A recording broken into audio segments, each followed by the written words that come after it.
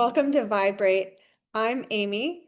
I am a longtime intuitive astrologer and trauma therapist.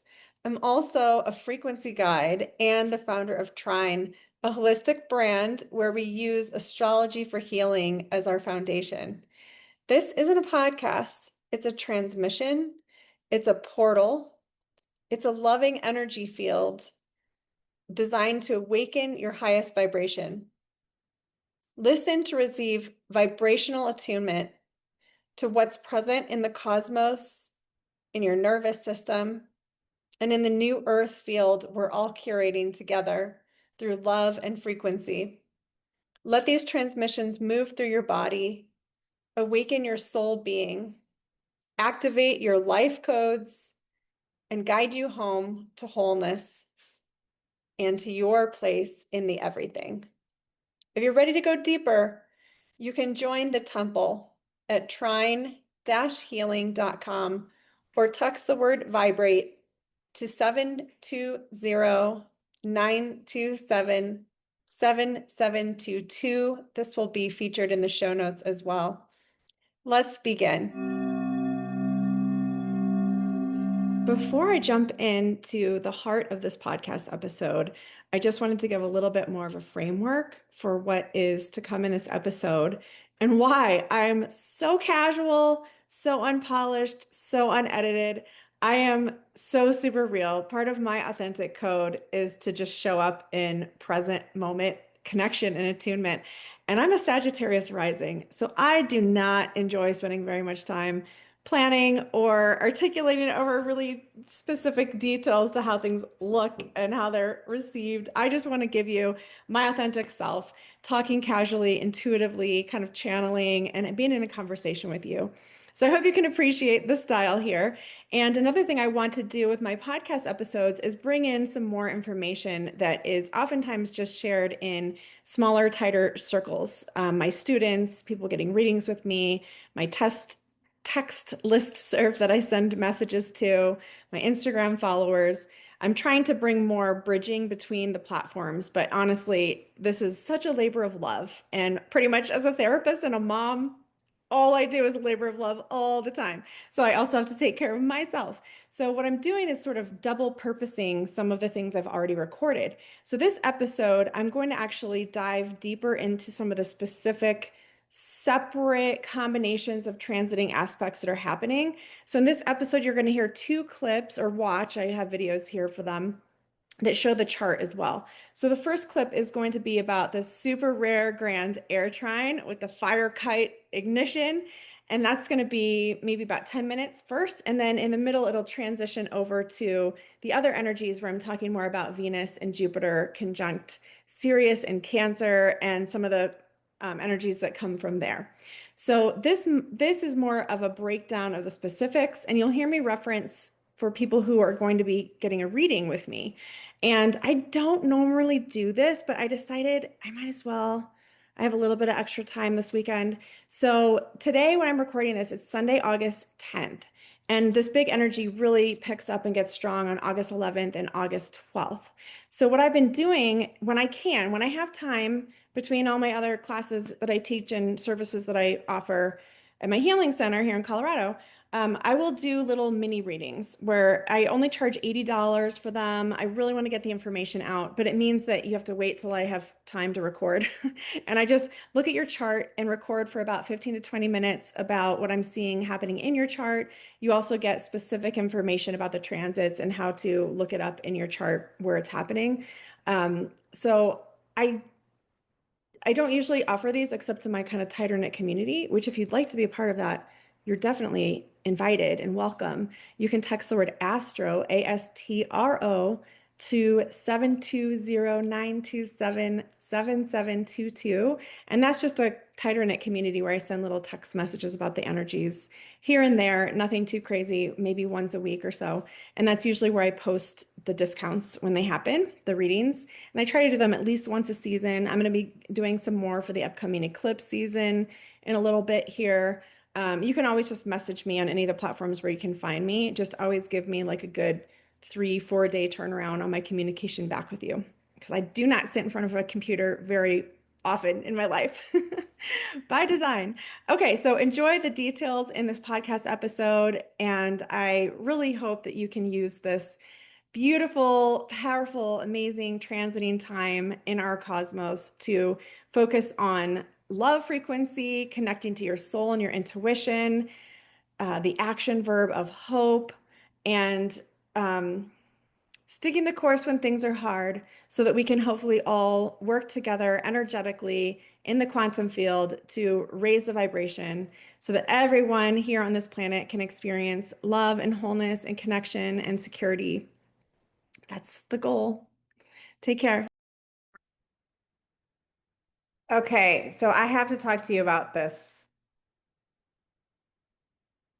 kite formation that includes a very rare grand air trine that we have not felt before because these are planets moving into new positions in our lifetimes, complete with this mini. So a trine is the bigger triangle that you see here. Boop, boop, boop, boop.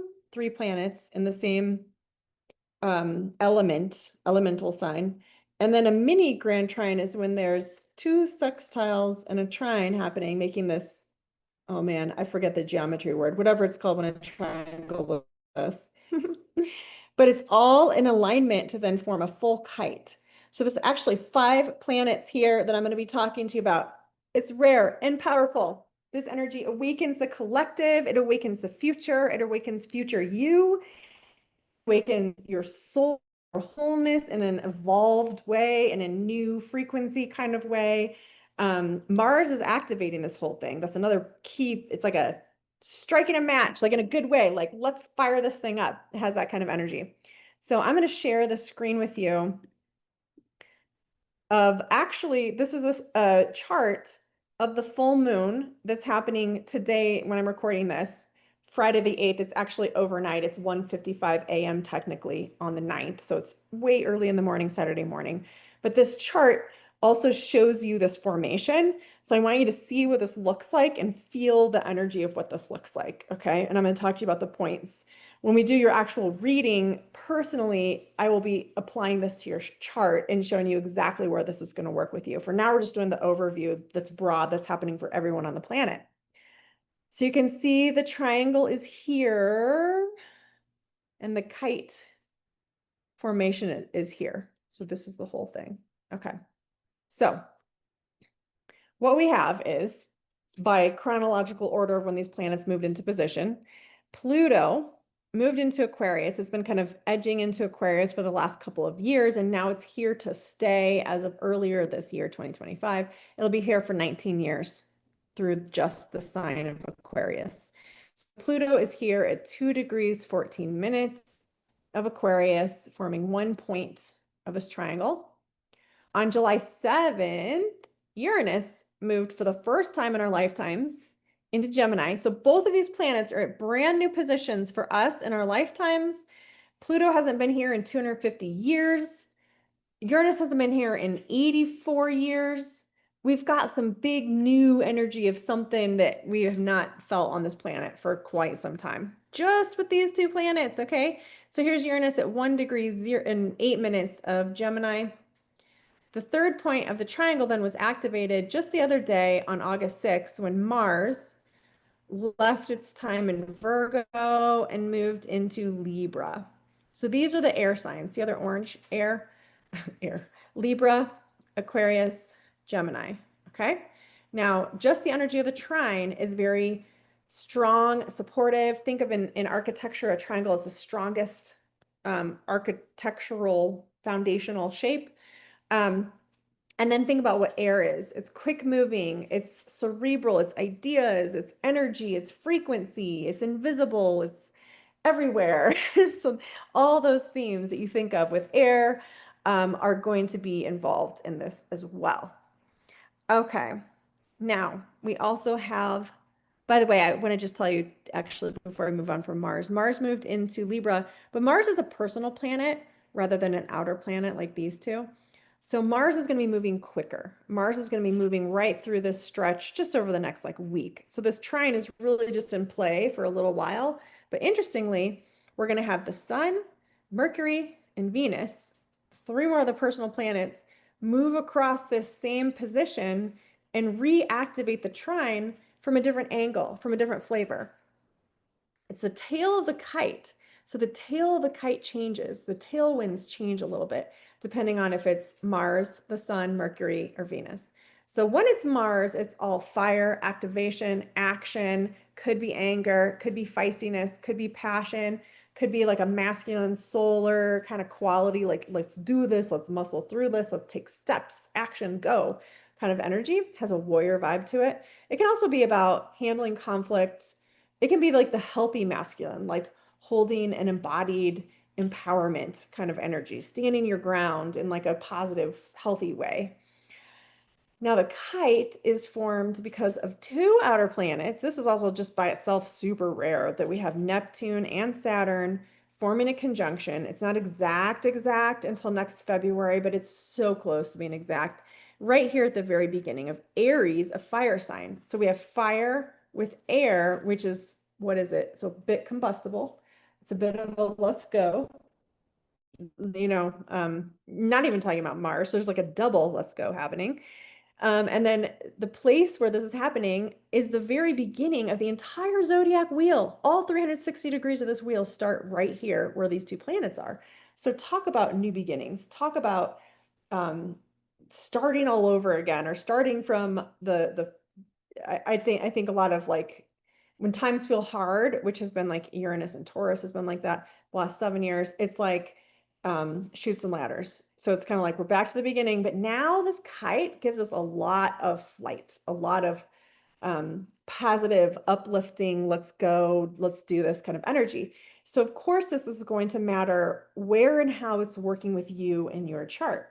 So when we pull up your chart, we're going to overlay the kite, but it's not going to look like this anymore. So I want you to kind of memorize or draw the kite as it is.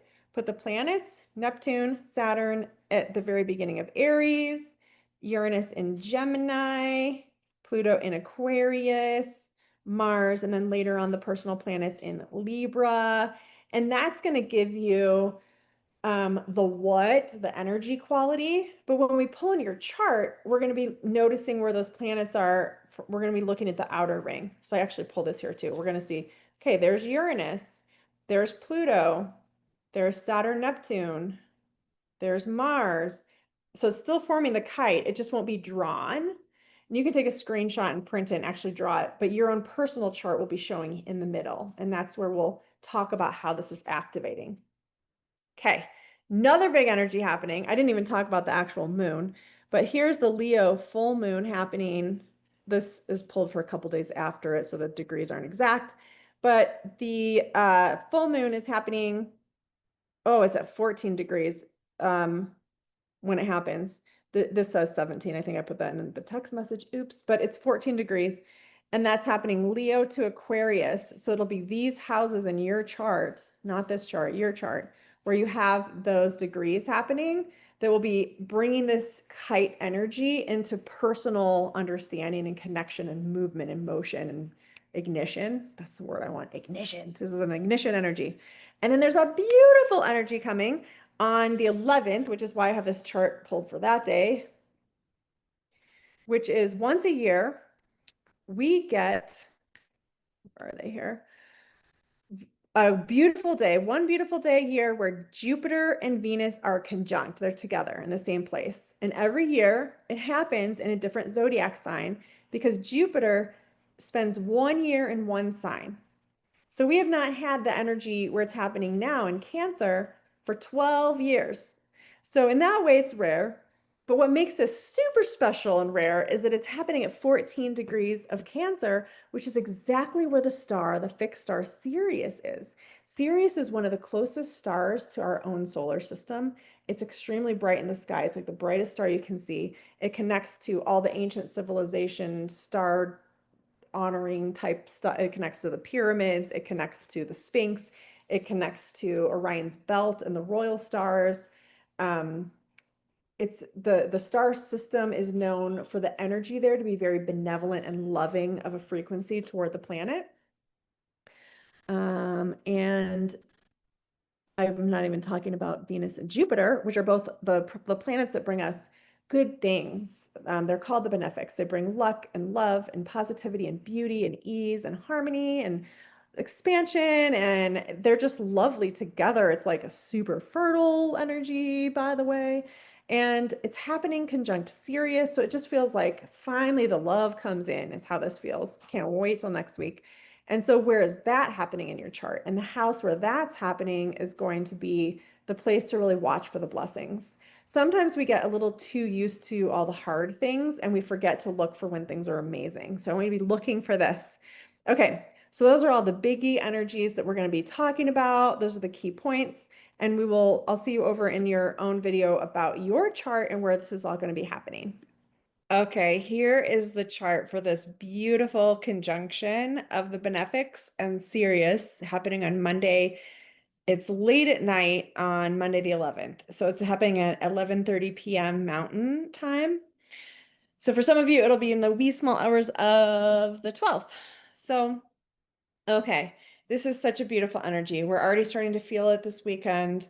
It's super powerful Monday, Tuesday, Wednesday, and hopefully it will just bring you some waves of blessings, good news, positive support, beauty, pleasure, something really good, something fertile to grow or to nurture or to cultivate. And let me show you.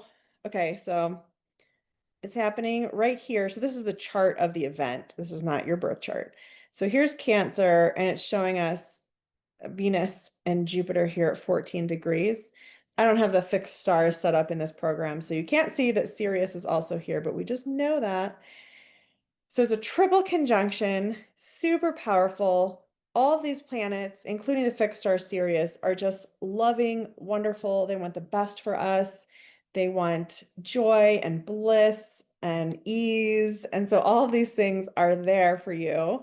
Of course, it's layered with all the other energies. So that's what's tough about astrology is even when we get a really great transit, there's other things still happening. There's just multidimensional space weather all the time.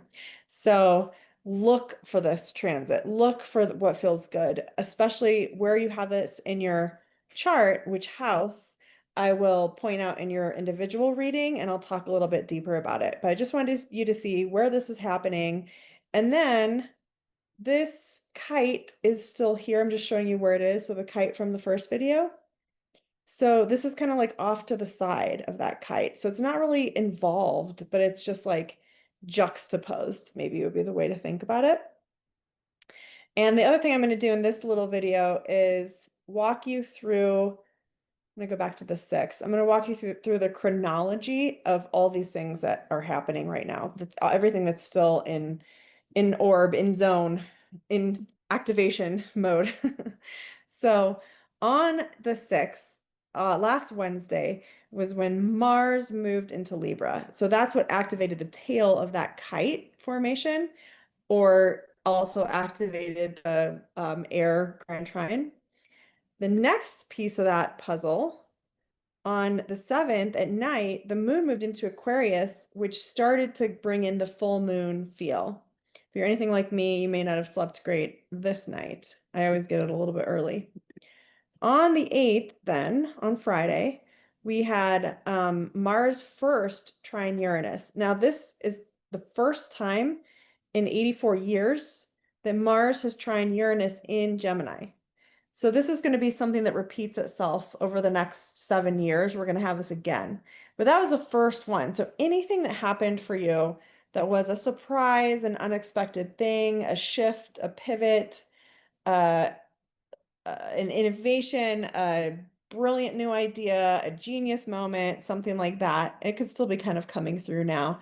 Anything like that could be something, if you want to start to track these transits over the next 7 years as we're following Uranus moving through Gemini, you could just make a note that that's one of your sort of theme areas or zones of how things seem to be shaping up for you when Mars trines Uranus from the position of Libra to Gemini.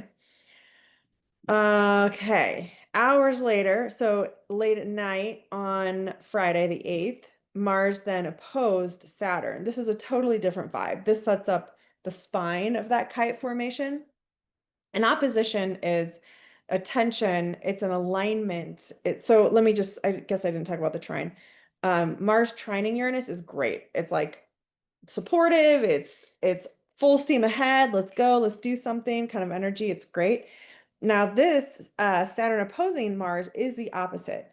It is restriction, constriction, slowing down or stopping. It might be a no, it might be a um, you're not ready, like an energy like that. There's some missing parts or missing details still. You can't move forward.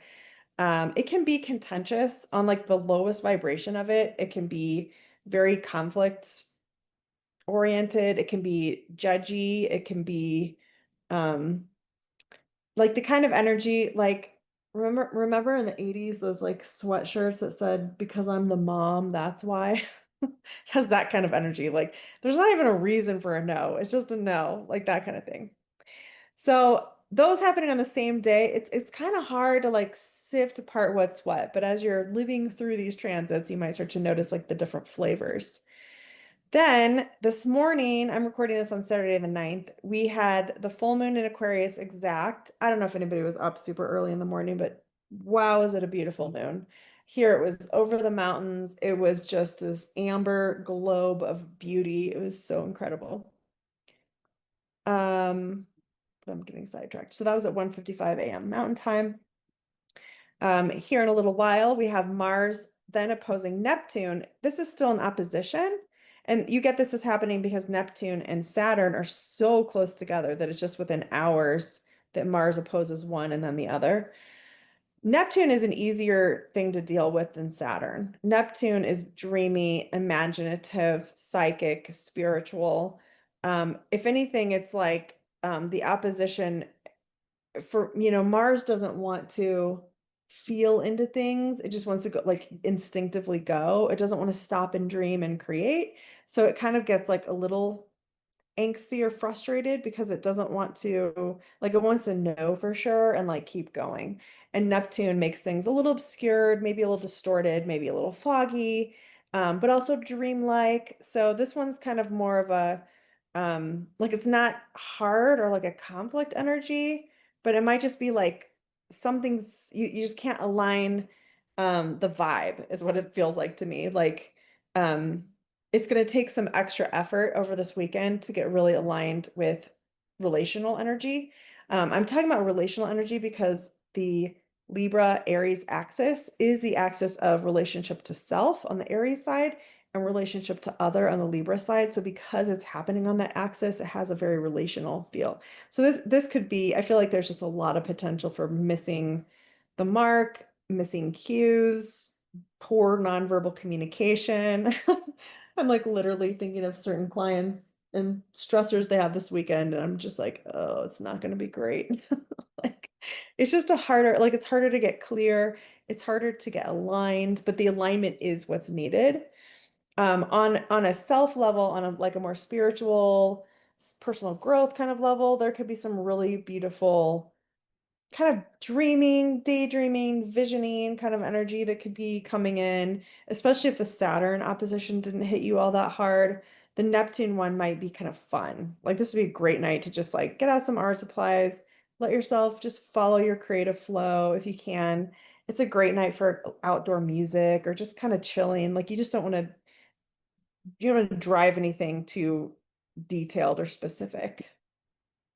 Okay. Then tomorrow on Sunday the 10th is when Mars will then trine Pluto. So this is a totally different feel, and it's from the other tip of the kite, from where the Uranus trine is. The trines are great, okay? Even with Pluto, Pluto can be tough on us, but with a trine position, it's really, there's a lot here for healing, discovery.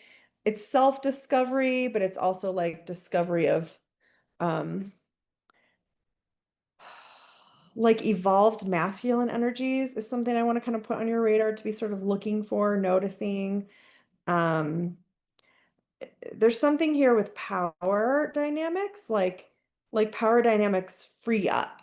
Saturn kind of like has that thumb over you feeling, and then this transit on Sunday opens that up, and like it's almost like if you're like kind of playing tug of war, it's like the rope snaps and you can just kind of take your piece of the rope and do whatever you want. It kind of has that energy a little bit.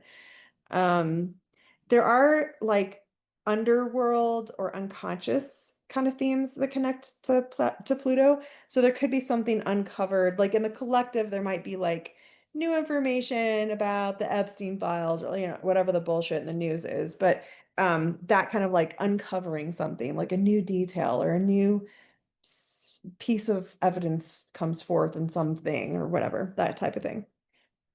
The moon is going to be in Pisces that day, so that's going to also be supporting more the Neptune energy of the Saturn-Neptune opposition, going back to that.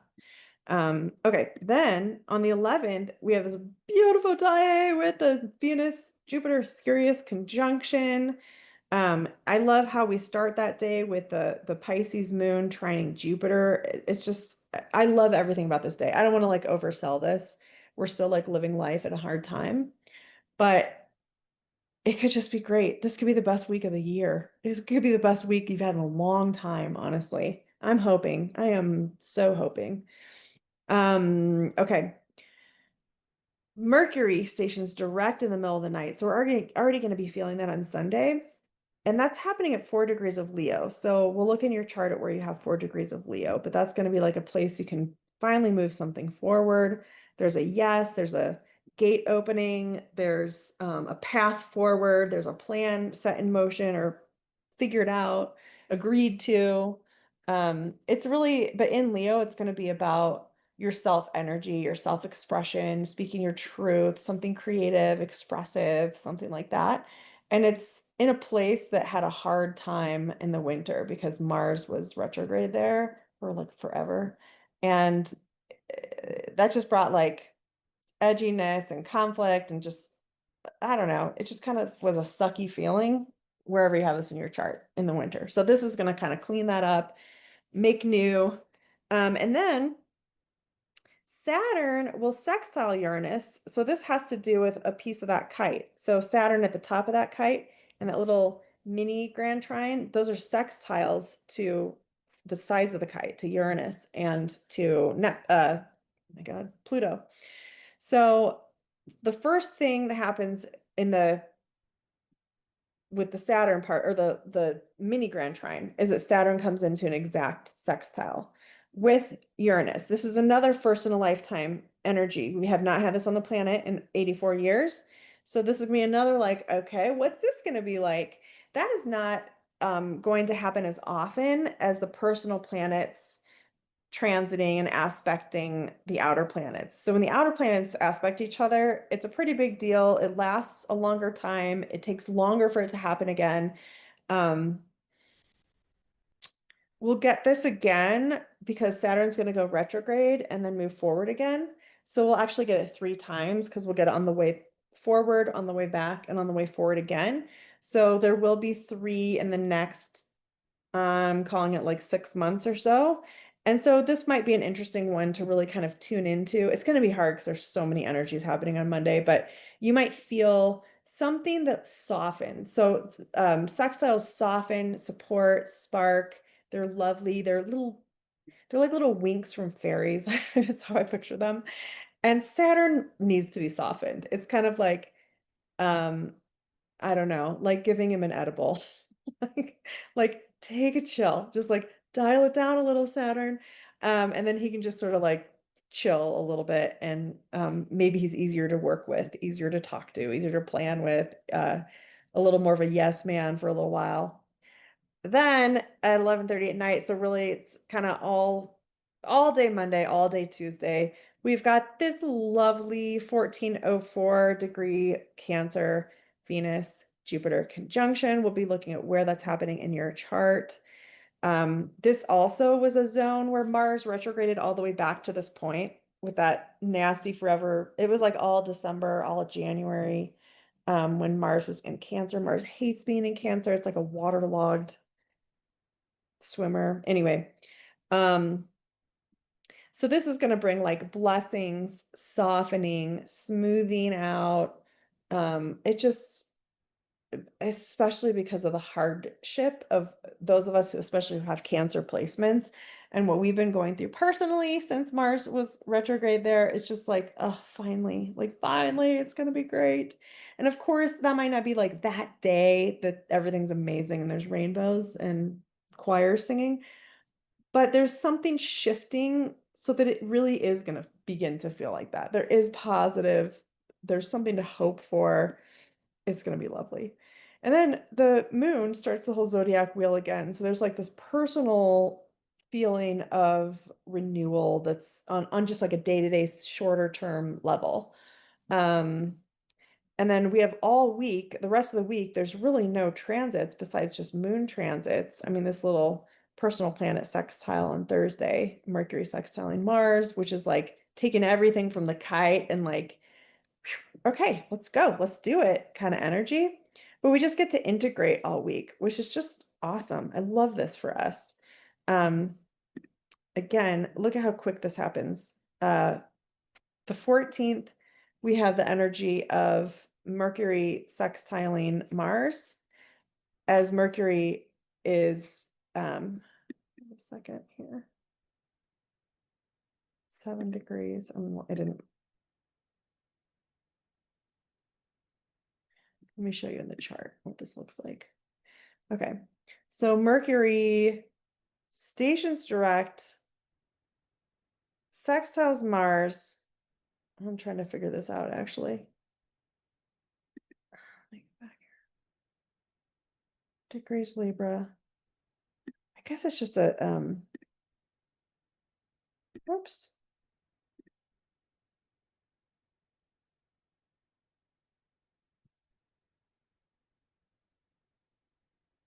I'm just trying to, I'm trying to figure out how this is working because that's interesting.